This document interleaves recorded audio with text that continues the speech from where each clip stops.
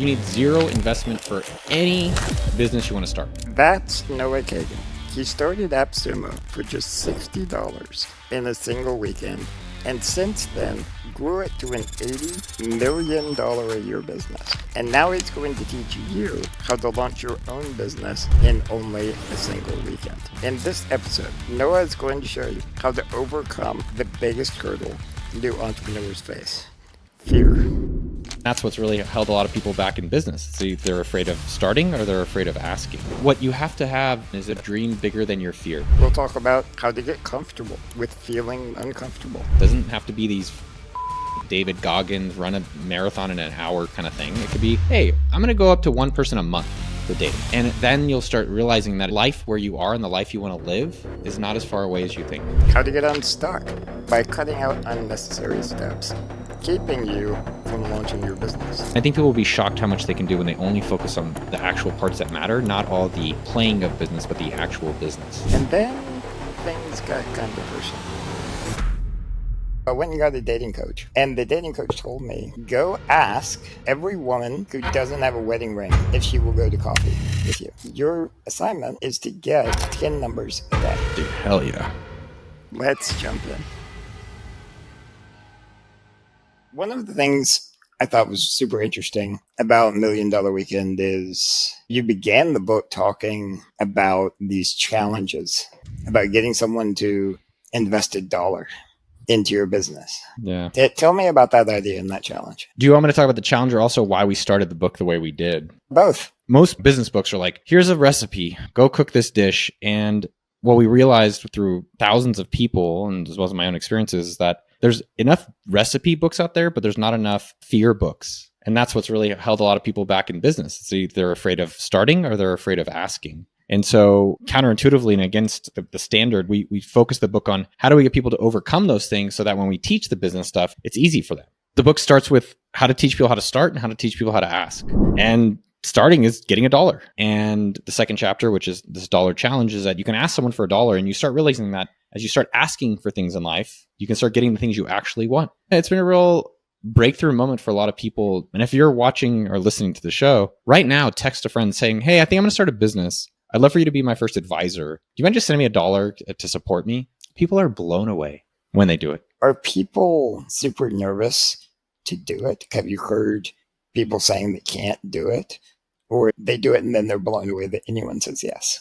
What's the reaction? What I've observed is the majority of people just want to finish the book. We think success is just reading more books. The reality is it's not the amount of books you read, it's the amount of action you've taken towards your goals that matters. The point is for them to do something different so they can get a different result than they've been getting in life. I even had a guy message me yesterday. He's like, I've never really been able to start a business, but I just tried putting something up on Facebook Marketplace yesterday. I sold 2 items. Holy shit. And I think what people are missing is business is a skill like learning a language. And the more that you practice it, the better you will get at it. I'll tell you a really funny story of when I was a kid. I learned to be entrepreneurial from my father. And this is back in the 80s.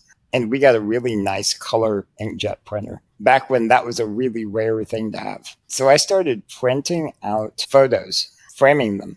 And then I went door to door selling photos for people. And I came back before I'd completed the quarter of the neighborhood. And my dad was like, what happened? I said, I sold them all. And he said, how many people said no? None. 0 people said no. And then I had this thing in my mind, like, people won't say no to me. How far can I go? My first sales job, I learned any high net worth individual, I could go in and ask for a meeting in their office without having a meeting scheduled in advance. And they could not say no or call security on the guy in a wheelchair. So I got the meeting just about every time. What do you think the lesson is for the listeners? Number 1 is ask, like you said. Number 2, be aware of how the world perceives you and use it to your advantage. In my case, it's being in a wheelchair. One of the other things my father taught me, he said, if being in a wheelchair has so many disadvantages, you'd be really dumb not to take advantage of the advantages you do have. Amen. What I loved about your mentality, and I think is a really healthy one, is not to do things until your security is called on you, but how do we reframe rejection as maybe not such a bad thing, but a learning opportunity? Hey, you didn't want to go on a date with me? How come? Hey, you didn't buy my product? Why not? Hey, you clicked on the buy button on the email, but you didn't purchase? How come? I saw someone tweet about this a few days ago. No one bought their software and they're like, maybe I'm going to go back to my day job. And I'm like, dude, you're on the right track. Why didn't they buy your software? What are they spending money on? Okay, great. Let's keep going. And I think that's really the not yet mentality I'm trying to encourage people to stay in. It's just not yet. If you keep going, it'll eventually will happen. Why do you think people are so afraid of getting told no? You did an interview recently with Ali Abdul, and he had this visceral reaction to your other test, which was ask for a 10% discount on your coffee. And he was like, I could never do that. And I think a lot of people have that same feeling. Why do you think that is? To be clear, I have the same feeling as well. At times, I have that nervousness. I don't negotiate myself out of it, which builds my confidence. And then secondly, I recognize that the upside of what I'm doing is really high, and the downside is a very brief moment of discomfort. You're talking about the coffee challenge where you ask for 10% off when you buy a coffee, and ideally they reject you. This guy, John, another John, sent me his video yesterday. He recorded the audio of doing it and he got rejected at Starbucks. I asked him, I said, well, what'd you learn? And he's like, well, I learned it wasn't so bad. And you start doing that over and over and over again.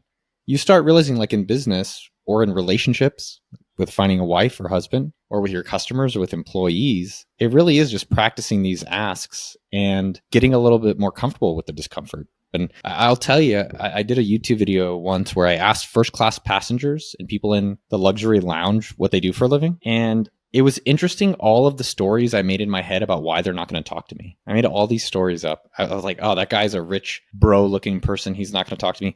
Oh, these guys got tattoos. They're not going to want to talk to me. These guys are older. They're going to think I'm annoying. Every one of those people was insanely friendly.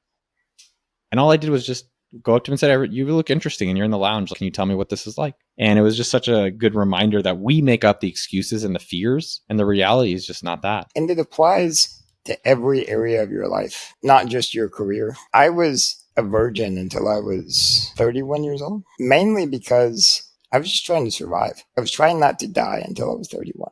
And then after that, I was like, well, what do I do now? What's an area of my life where I've made no effort at all?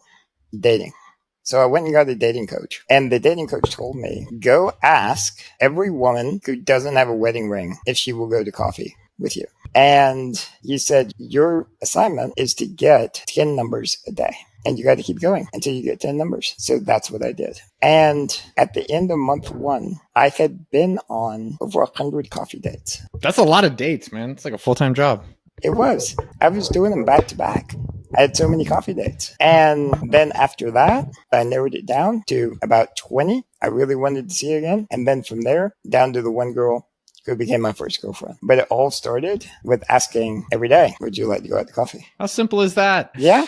My business partner had a thing he said related to that, John, where he said, no, are you getting what you're getting, or are you getting what you want? That was specifically in dating. Are you getting the person you're getting, or are you getting the one you really want? And I have a lot of respect for that. The thing that's crazy about relationships with dating and also business is that you only need one. What a cool game. Let me get your advice on this. I've been trying to teach writers how to get clients, and they know what to do. They know what works. The thing that works the best is go talk to businesses. But same problem that we talked about with being uncomfortable. I have had people resist and then go on to break down in tears rather than have to reach out to someone. And a few have even told me, I would rather die than do this. Where is that coming from? And what can we do to help these people that are so afraid of reaching out? Here's the easiest thing if you're nervous. Make something so good that you can't help but send it to them. Someone sent me a 20-page Google Slides presentation about why my social media was poor and my email sucked and what he was going to do about it. And now he makes $150,000 a year doing that. He didn't expect anything from the response, but he put in a little bit of work, didn't ask him for it, didn't even know who he is, sent it to me through a friend. And I was like, yeah, let's do a trial. What 99% of people do is they email saying, hey, I'm trying to start this business. You want to be my client? That's putting work on the person trying to buy from you. Why don't you just make something that you think they'll like either way? And if they don't want it, great. You've gotten more experience, more skills. And if they do want it, how amazing is that? Now you have a client. That to me is the way to reduce the anxiety. By giving away something amazing for free. For free. Without an expectation. I could pull up my Instagram or my social media. Hey, Noah, can I be your editor? Hey, Noah, can I do this? 1 in 1,000 will send me something.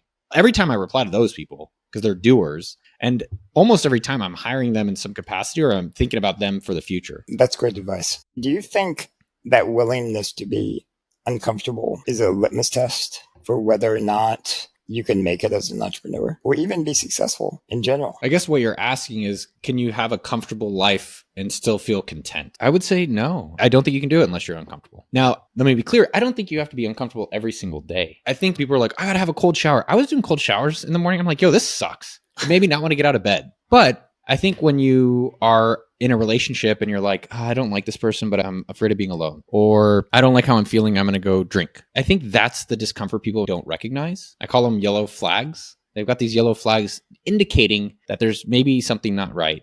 It doesn't mean that you have to acknowledge all of them, but if you can acknowledge one at a time and start working on it slowly, it doesn't have to be these bullshit David Goggins run a marathon in an hour kind of thing. It could be, hey, I'm going to go up to one person a month for dating. And then you'll start realizing that life where you are and the life you want to live is not as far away as you think. We're taught through social media that there's a perfect life and there's a gap for us that we just can't cross. And I think it's defining our own ideal lifestyle, where it is, how it is, and realizing it's not that far away. But if you get started today and you do it for 52 weeks, I promise you'll be a lot closer than you think. And that's been a breakthrough for me. And realizing it's all a practice, this discomfort. It's a practice. It's a skill. No one cooks a dish the first time and they're like, I'm never going to cook again because it's not perfect. They're like, okay, I'll try it again. But somehow in these other areas, we do it one time and it's not great. And I always tell myself, and I encourage others, like, great, that's a practice. Let's practice it again. And eventually you will get to some level of mastery, but that takes time. Yeah, I think the more you talk about it, the healthiest place to be is where you can dip in and out of discomfort whenever it suits you to get to the places you need to be. Another thing that you're really good at is taking out all of the unnecessary steps to succeed at something. Nowhere in the $1 Million Weekend do you say, find the perfect logo. Nowhere do you say, build the perfect website or get business cards or any of those things.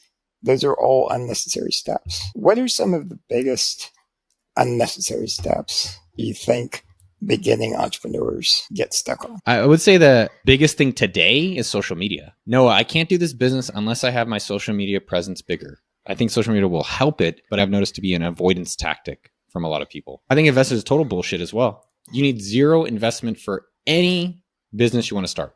I think investors can accelerate the development, but I think the best investors are your customers. So I really just try to focus more of my efforts on, am I solving a problem they're excited to pay me for? And if they're not, great. I'm going to ask them why not. And then I'm going to move on to find something that they want to pay me for and that I'm excited to work on. What about people who say they have to quit their job before they'll have time to focus? I think it's naive now, especially that I'm a husband and now that I'm becoming a father. If you don't have a family, it is very naive to say you can prioritize it. But I think that everyone can give up one Netflix show. And instead of a Netflix show, spend that time doing something that you want. And what you have to have is a dream bigger than your fear. Sacrifice 1 hour a week if you can't do a weekend. And I think people will be shocked how much they can do when they only focus on the actual parts that matter, not all the playing of business, but the actual business. And then those parts that matter are in the $1 Million Weekend. It's finding a problem that people are having. I'm sure you know the steps better than I do by now. Let me just give you a very simple example to inspire, people to think about their own business opportunities. My wife has not finished reading the book, which is okay. She's busy with the kid in her own life, but she's read the first 3 chapters. And she was buying us balloons for our baby shower on Saturday. And she's buying these balloons and they're like $1,000. And she's like, that is redonkulous. Why are we spending $1,000 on balloons that they take away? They take away these balloons. And she said, how much does balloons cost? And how much does it cost to blow up the balloons? Because they're not even using helium. She goes on Amazon and it's $40. She goes, I'm curious what it would take to make balloons. So she is making them on Saturday. And instead of spending $1,000, I think we're spending $50. And she's doing it with her time. Now, what most people trivialize is they're like, oh, well, that's not a business. Really? And there's more to it. There's a lot of steps that'll help you make sure it's a $1 million opportunity that it would take longer than this episode. But I can show people how to do it in the book. But that alone is a great validation of, oh, that's interesting. All right, now can we find 2 other people to see if they want balloons for maybe a birthday party, baby shower party, wedding party? Balloons are big business. And that to me is the perfect example of $1 Million Weekend. It's identifying a problem that you find either annoying or that you find that no one else is doing and seeing if you can solve it for yourself and find other people to help out. And how cool of a life, John, where your business is literally helping other people and then you get paid for that? That's actually possible? My most recent business that I started, I wrote a book in one weekend and published it on Amazon using some somewhat special prompts that made it sound just like me. And it sold 1,000 copies the first day and went on to sell thousands and thousands of copies. And everyone was wondering how I did this. I let my team interview me for 3 hours about how I wrote the book. And then I told them, you create the course. So they created the course about how I did it. It's called Book in a Weekend. And as soon as we put it on sale, it sold like $250,000. And I didn't even create the course. My team did off of a 3-hour interview. Then I was sharing on Facebook. I created a course in 3 hours that's already made $250,000. Who else would like to do that? And like 200 people commented, yeah, I'd love to do that. And I got on the phone with them. And the first day, I had 3 people agree to pay 20 grand each to have my team do a course. So it went from idea to 60,000 in revenue, just snap of the fingers, super fast. I think the caveat I would say on that was people like, John, I don't have an audience, but does everyone else have Facebook friends as well? Maybe 100, maybe 200, maybe 300. You don't have to have a large audience to make large wealth. And it's also the fact that you got started. I think people are waiting for the right time. And the right time is today. Go post it on social media right now.